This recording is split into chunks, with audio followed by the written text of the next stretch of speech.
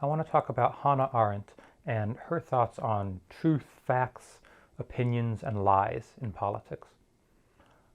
Arendt is one of the most important political philosophers of the 20th century. She generally isn't considered to be a member of the Frankfurt School, which I previously discussed, but Arendt was very much in conversation with Frankfurt School thinkers in the pre- and post-World War II era, both in Germany and then in New York. So scholars like Theodor Adorno and Max Horkheimer, who wrote about the culture industry. Arendt herself was German and Jewish, and managed to escape the Nazi regime in Germany in the 1930s, and then actually also again escape France after the Nazis invaded in 1940. She's best known for her work after World War II, reflecting on the rise of Nazism in Germany and also of Bolshevism in the Soviet Union in her book, The Origins of Totalitarianism, and also of her writing on the Holocaust in her book, Eichmann in Jerusalem, a report on the banality of evil. I want to focus today actually on an essay that she wrote in the New Yorker magazine in 1967 called Truth in Politics, which I think offers a clear-eyed and important take on some of the tough questions that I've been trying to get at or hint at in this lecture, right? What allows people to get away with lying and bullshit? Is everybody just bullshitting and lying all the time? Is that inherently the nature of politics? Or can there be a place for truth in society? And for that matter, can you convince anybody by speaking the truth? Can you ever prevail politically by speaking the truth? Arendt actually wrote the essay Truth in Politics in response to criticism that she faced over her book Eichmann in Jerusalem. That book is about the 1961 trial in Israel of Adolf Eichmann, a former Nazi military officer who 2 decades earlier had played a big role basically in managing the logistics of the Holocaust.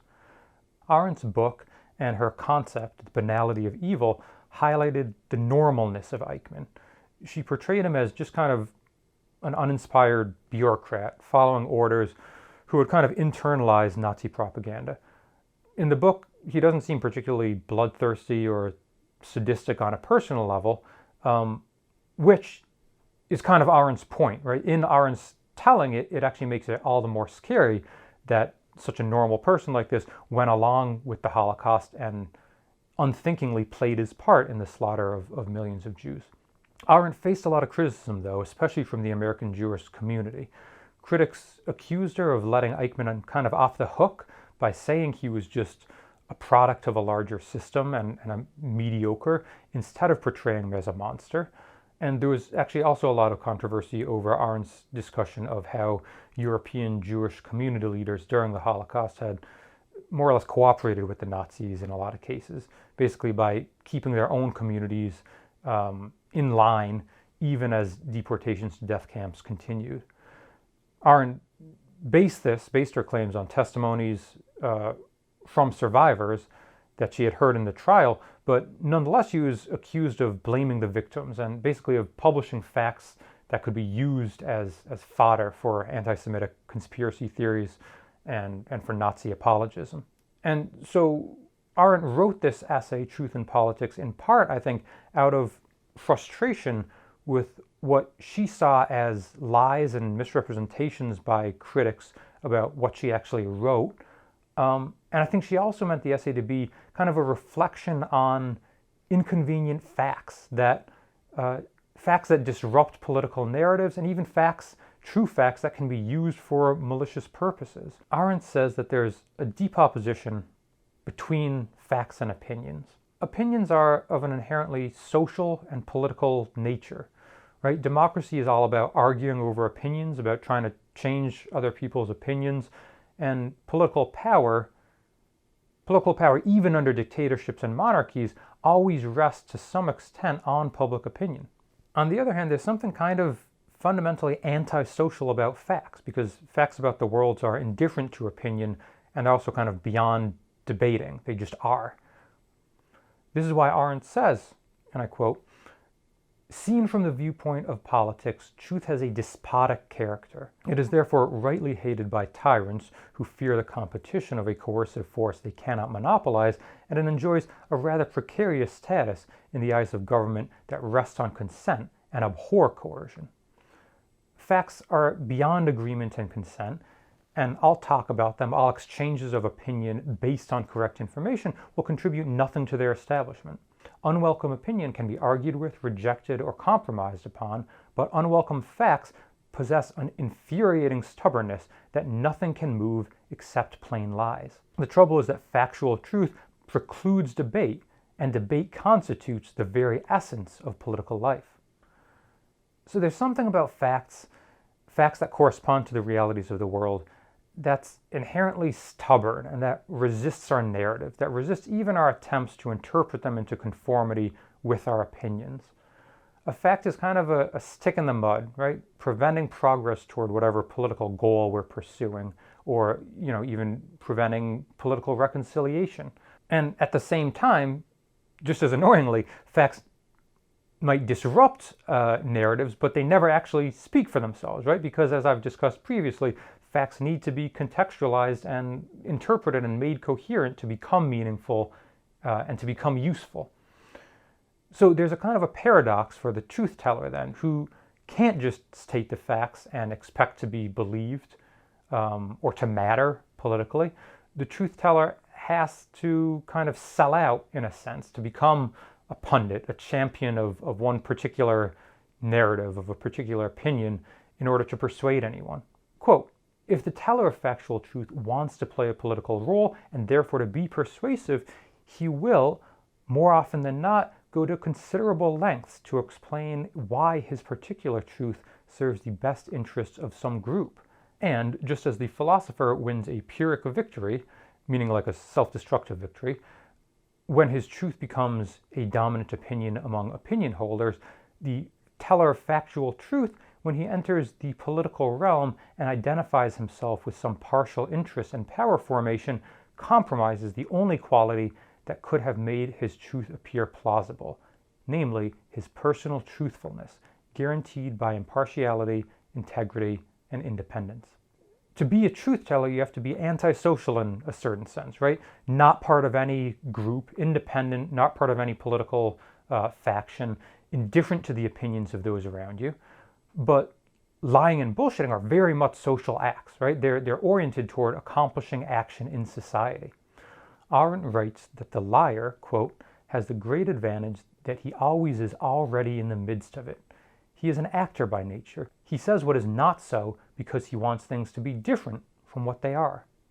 That is, he wants to change the world. Since the liar is free to fashion his facts to fit the profit and pleasure, or even the mere expectations of his audience, the chances are that he will be more persuasive than the truth teller.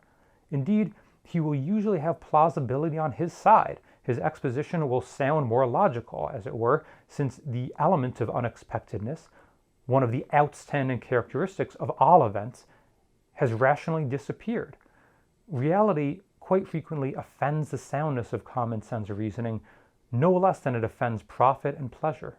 And remember, of course, that there's a long tradition of critiquing the idea of common sense as actually serving particular interests, but hiding the interest that it serves, right? So that's another thing to think about, is that lies, perhaps by appealing to common sense, also lies are easier when they serve the hegemonic interest, at least in the Marxist view of how common sense works.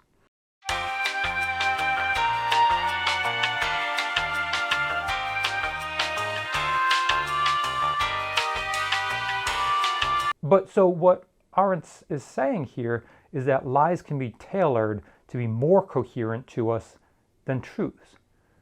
We all carry a cultural worldview with us in our heads, right? We're predisposed to interpret certain objects in certain ways, to interpret objects based on pre-existing narratives about what's going on in the world, what causes changes in the world, what explains events, what's good and bad. The truth teller is actually extremely constrained in their ability to persuade because their facts often conflict with the way that we make sense of the world, right? Facts are super contingent, meaning they depend to a great extent kind of on random chance, or on systems that are too complex for us to make sense of in our simple narratives, or the coming together of different extremely complex causalities that we can't necessarily make sense of. Also, right, in principle, truth tellers are indifferent to opinions. But the liar is all about shaping our opinions and is unconstrained by the need to make claims that correspond to the realities of the world, the messy realities of the world, right? So they have much freer reign, in fact, in the claims that they make. Arendt says that traditionally, the scope of lying was nonetheless relatively limited, just because there was no way for any speaker or media producer or political faction or whatever to exercise all that much control over people's overall worldviews. They could plant a little particular lie within existing worldviews. So, a traditional lie would be, maybe a general could deceive his enemies about whether he was going to attack their right flank or their left flank, but he couldn't lie on a massive scale, right? He couldn't lie on the scale of say, convincing his own troops that he had to murder their own families as the only way to stop an evil conspiracy. Okay, that's a pretty grim example, but consider that Arendt lived through the era of Nazism in Germany, through the era of Stalinism in the Soviet Union, not to mention Red Scares and Japanese internment in the US. So an era when citizens were actively being propagandized to the point that they were willing, in some cases eager, to inform on their own family members, right? They were in some cases eager to get their neighbors sent off to work camps or concentration camps or death camps because of the big modern lies that they had swallowed. And these kind of horrific politics of the 20th century were, Arendt thinks, made possible by lies, not traditional limited lies, but by what she calls modern political lies. What characterizes the modern lie, she says, is the creation of a whole fictional alternative universe, of a coherent worldview in which citizens can live, what she calls an image. Modern lies can be so big, the powerful can create images that are so all-encompassing, in part because an ever-growing fraction of what we know about the world, or what we think about that we know about the world, is technologically mediated. It comes to us not directly through our lived experiences, right, walking around, looking around, but through the media. If more and more of what we know, or what we think about we know about the world, is what we learn on the radio or TV or nowadays the internet, then false claims about the world can actually come to serve as really kind of an all-encompassing substitute for the real world. Or we're approaching closer to that point, at least, right? In the modern world, reality can, at least to a greater extent, be ignored more than ever before, right? And people can kind of just live within these images created by the media. Arendt writes, quote, "Modern political lies deal efficiently with things that are not secret at all, but are known to practically everybody.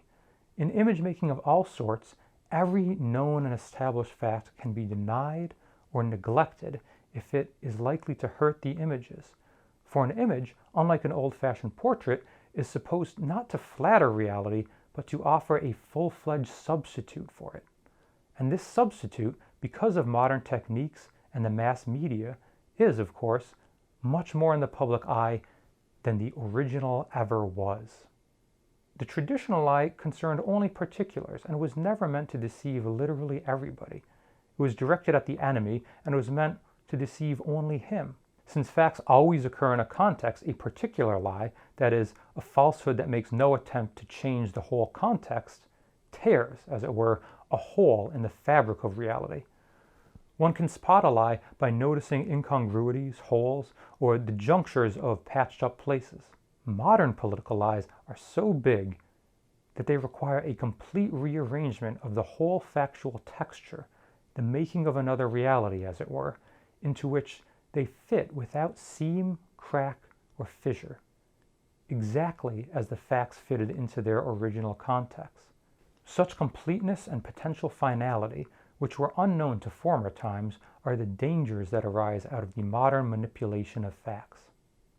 So that's kind of the ideal for the modern lie, right? Is that it can be all-encompassing, it can be seamless and impenetrable.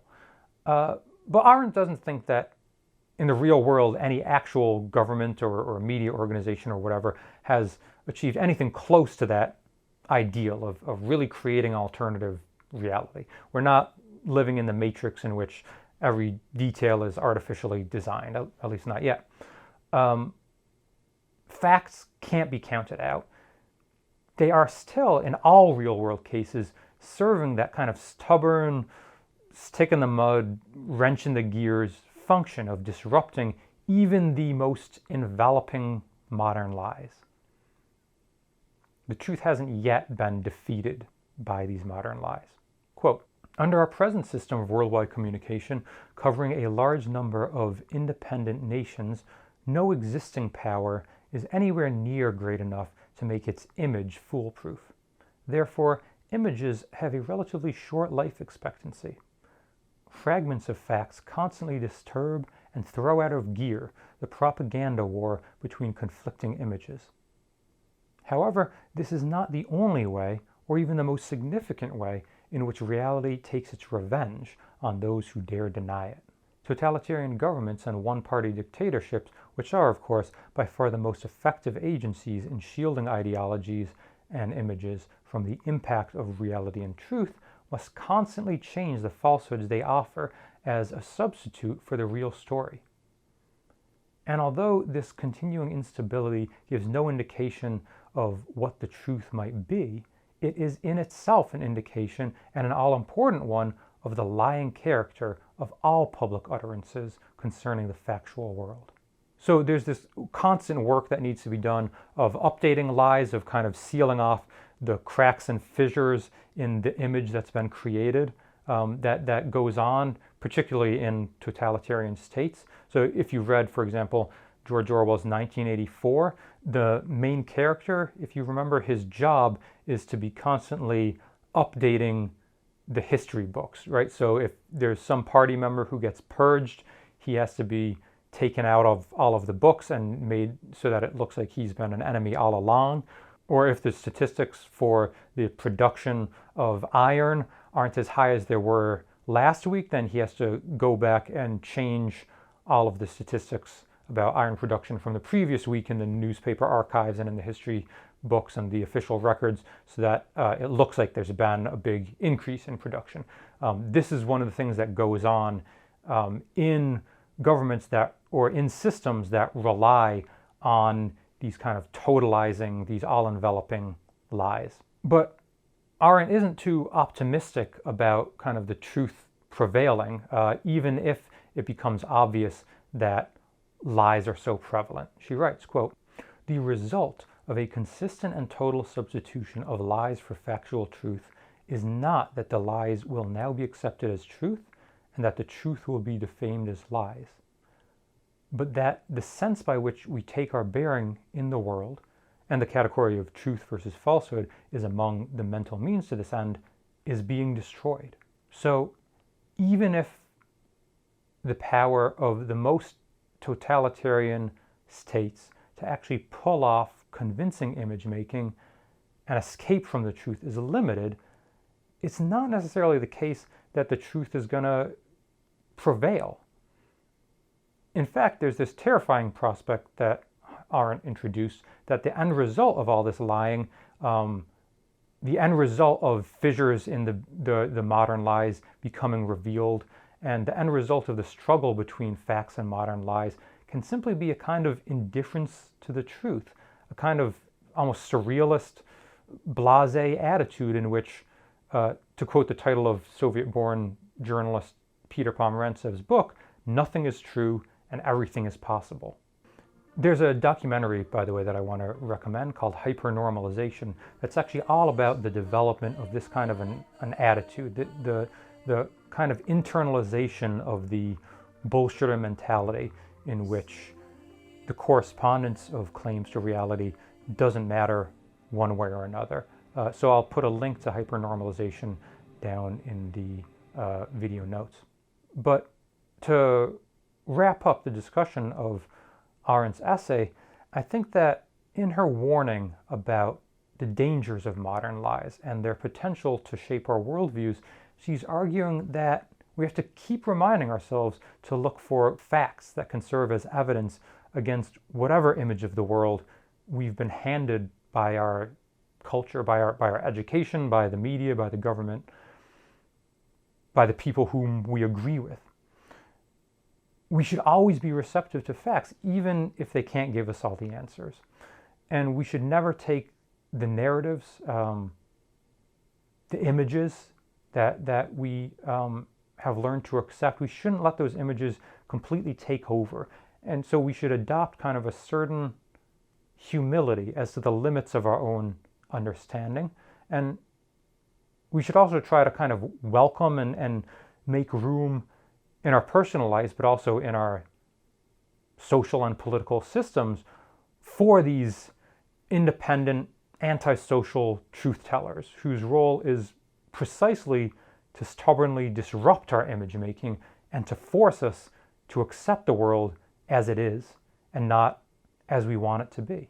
In this next passage I want to read, she begins by pointing out again that facts don't stand alone, that they always, for us to kind of make use of them, make meaning of them, we have to put them into some kind of a story.